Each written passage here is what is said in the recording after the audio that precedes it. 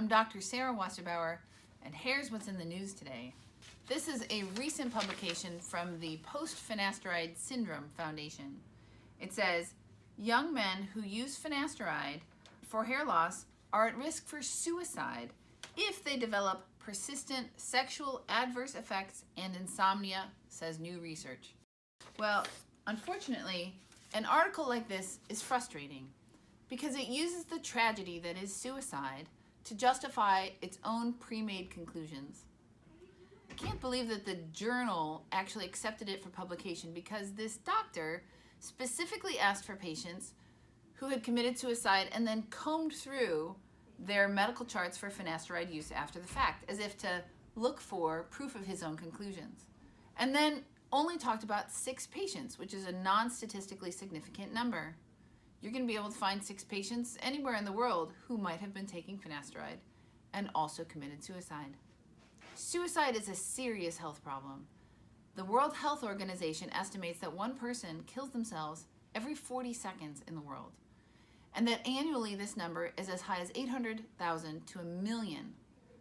Suicide occurs throughout the lifespan and is the second leading cause of death among men 15 to 29 years old, and even in other studies between 20 and 44 years old. 15 to 44 years old is when men experience hair loss. So hair loss and suicide already coexist in this population to a high degree. Of course, that's also the prime age for finasteride initiation.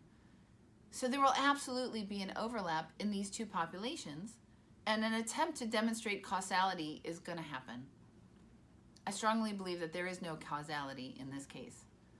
There is also a very high prevalence of sexual dysfunction in men of all ages in every country. So once again, there will be an inevitable overlap with finasteride use.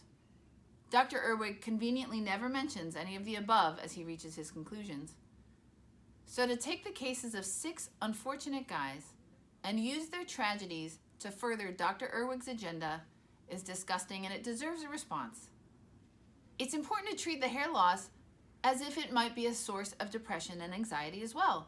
The article fails to mention the high levels of depression and anxiety that untreated hair loss causes in young males in the first place. There's more than one verified case of hair loss alone without finasteride use causing suicide.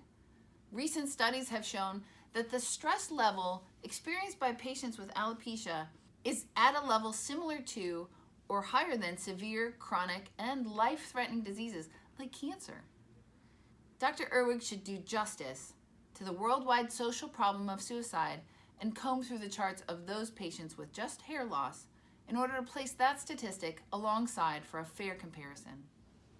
A fair study would have taken 100 guys, not 6, with hair loss who are taking finasteride and 100 guys with hair loss who are not taking finasteride and compare the rates of suicide.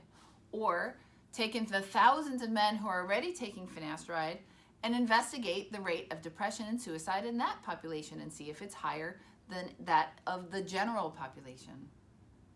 A fair researcher would have acknowledged the high rates of both suicide and hair loss that independently coexist in the population of young males that he chose to focus on.